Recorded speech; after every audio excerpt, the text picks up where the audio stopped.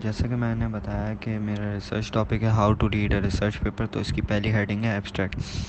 Abstract होता क्या है? Abstract is an short statement about your paper designed to give the reader a complete yet concise understanding of your paper research and findings. Abstract बहुत important होता है हर research में, इसे लिखना बहुत ज़रूरी है। आपकी रिसर्च में जो सबसे पहली चीज़ रीड करी जाती है वो एब्स्ट्रैक्ट होती है, और ये आपकी रिसर्च में सबसे टॉप पर होती है, यानी पहली हेडिंग होती है जिसको पढ़कर पता लगता है कि रिसर्च है क्या। एब्स्ट्रैक्ट में आप अपनी रिसर्च को समराइज़ करके लिखते हैं।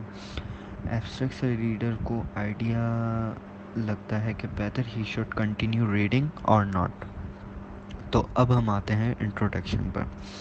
So, in introduction, you introduce your specific topic of your research and explain why it is important.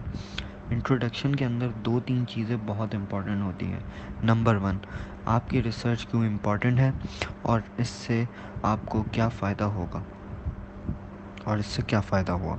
और आप बताते हैं क्या आप पहले इंसान हैं जो ये काम करने लगे हैं या किसी और ने भी करा है। तो फिर आप जिसने करा है उनको मेंशन करते हैं, और आप ये बताते हैं कि ये एंगल मिसिंग था जो मैं बता रहा हूँ, और फिर आप इसी को अपना रिसर्च ऑब्जेक्टिव बनाकर लिखते हैं। Literature review.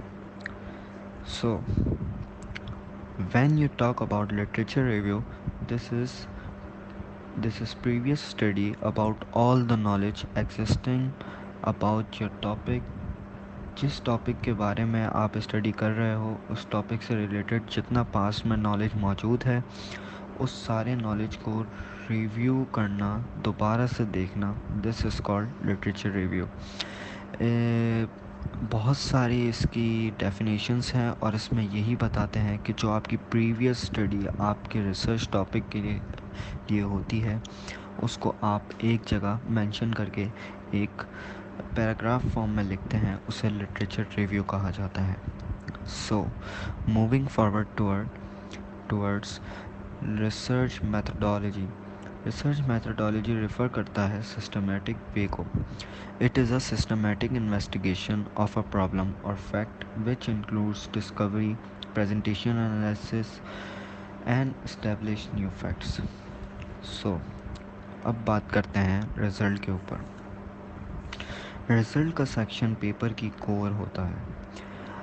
आपने जो रिसर्च की है उसकी फाइंडिंग्स आप बताते हैं। आप इस सेक्शन में बताते हैं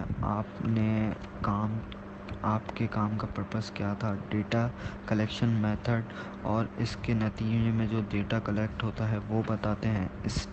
इस सेक्शन में डेमोग्राफिक्स डिटेल्स भी आती है। आप रिसर्च क्वेश्चंस की फाइंडिंग्स का भी तज़किरा करते हैं। इस टेबल में टेबल्स एंड फिगर्स भी ऐड होते हैं। आप अपनी फाइंडिंग्स को प्रेजेंट करते हैं, कमेंट नहीं करते। और इस सेक्शन में आप पास्ट टेंसेस का यूज़ करते हैं। अब बात करते हैं डिस्कशन के ऊपर। So what is discussion? Discussion is also called interpretation, और इसे फाइंडिंग्स भी कहा जाता है। It's the most difficult part of your research, इसलिए इसमें आपको उस लैंग्वेज का यूज़ करना पड़ता है जो आपके आर्टिकल से बाहर की होती है। इसमें आप अपनी फाइंडिंग्स के बारे में डिस्कस करते हैं। आप इस सेक्शन में अपनी स्ट्रेंथ और लिमिटेशन बताते हैं कि आपने इस रिसर्च में क्या ऐड करा और आपकी लिमिटेशंस क्या हैं। आप ये भी बताते हैं कि आपके रिज़ल्ट का प्रीवियस रिज़ल्ट से क्या कनेक्शन है, क्या ये दोनों सिमिलर हैं और आपने इसमें कुछ चीज़ ऐड करी है। अब बात करते हैं कंक्लूजन के ऊपर। कंक्लूजन वर्ड से ही समझ आता है कि ये आपकी पूरी रिसर्च का एक, समझ लें, रिज़ल्ट होता है एक वाकई के, मतलब आपने कंक्लूड, इसके अंदर आपको पूरा रिसर्च पढ़ के फाइंड क्या मिला, आपको मिला क्या, इसे कहते हैं conclusion. So thank you so much and खुदा हाफिज़।